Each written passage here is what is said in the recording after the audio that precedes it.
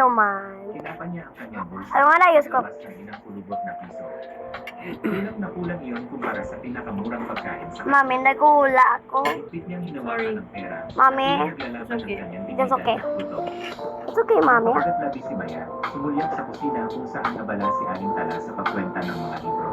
Pero Nang hindi napapansin ng ari, bumulong siya. May libreng pakain po ang kainan ngayon, Tay. Maupo na po kayo. Ngumiti siya at mabilis na hinila ang upuan para sa matanda. Someone push me again. Walang libreng pagkain, pero hindi niya kayang makita ang matanda na umalis ng buto. Natigilan sandali ang matanda. Marahil sanay na siya sa mga pag-ibig at masasamang tingin kapag pumapasok sa isang kainan ng walang sapat na pera.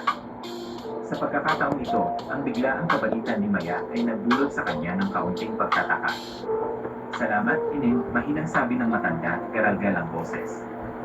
Mabilis na pumasok si Maya sa kusina at kumuha ng isang mainit na kanin na may isdang paksiw, nilagang gulay, at isang mangkok ng sabaw.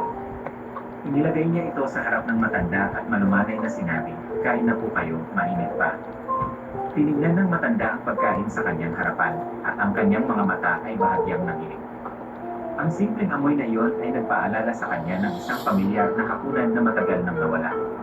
Kinuha niya ang mga kubyertos at dahan-dahang kumain.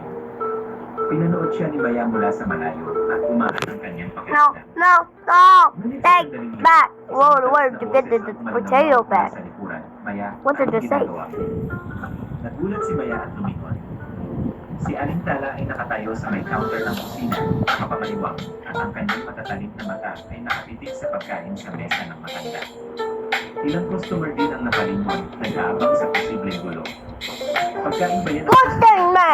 lang, magalit na tanong ni Aling Tala. Hinipitan ni Maya ang kanyang apron, sinusubukang manatiling kalmado, binayaran ko na po.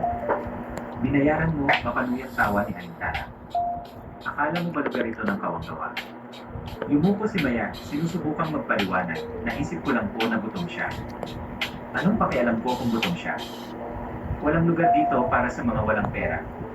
Ang masakit na salita ni Aling Tala ay nagpabigat sa hangin sa loob ng kainan.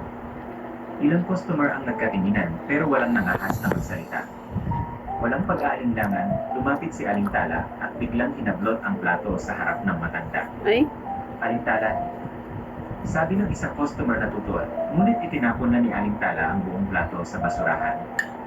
Ang tunog ng nabasag na pinggan ay umalinaw kasabay ng nakamamatay na katahimikan. Pating pinggan? Natigilan si Maya Ah! sa paniwala. Isang plato ng pagkain, isang plato lang naman. Nakaupo lang ang matanda, walang sinasabi. Ang kanyang mga kamay ay mahigpit na nakapuyong, ngunit hindi siya tumutos. Umalis ka na. Hindi tumatanggap ang kainan ko ng mga taong tulad mo, utos ni Aling Tala. Walang sinuman ang tumayo para ipagtanggol ang matanda. Ang buong kainan ay tahimik, tanging ang tunog ng mga kubyertos na tumatama sa mga pinggan. Hindi mo na fucking Dragon. Napakapagpapaliti si Maya, nanginginig ang kanyang mga kamay. Dahan-dahan tumayo ang matanda, hindi siya nagalit, hindi nagreklamo, tanging isang maliit na ngiti na may bahid ng lungkot. Salamat, Inu, naging mabuti ka sa akin. Pagkatapos ay tumalikod siya at dahan-dahang umalis. Ang kanyang payat na likod ay unti-unting naglaho sa liwanag ng papalubog na araw. Nakatayo si Maya, pinapanood siya at naninilig Liit ka pa? Gutom ka pa, Hindi niya bebe? alam kung ano pa ang maaari niyang gawin. Hindi niya alam na ang maliit na gawain nito ay magbabago ng kanyang buong buhay. Ang malakas na sigaw ni Aling Tala ay umalinaw sa buong kainan, dinaig pa ang mga bulungan ng mga customer.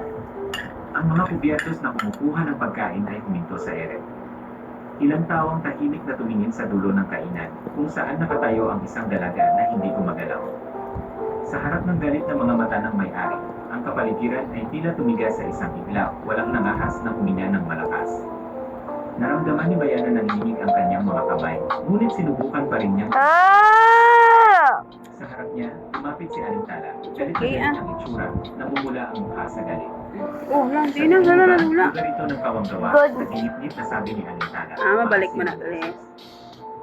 Kagod niyang people's gani, Mami, oh. Sa matandang lalaki na Mami, kagod niyang good na ang people. Wala sila Ang pang, kanyang mga kamay ay mahigpit na Oo. nakapulong. Ang kanyang mga mata ay puno ng pagod.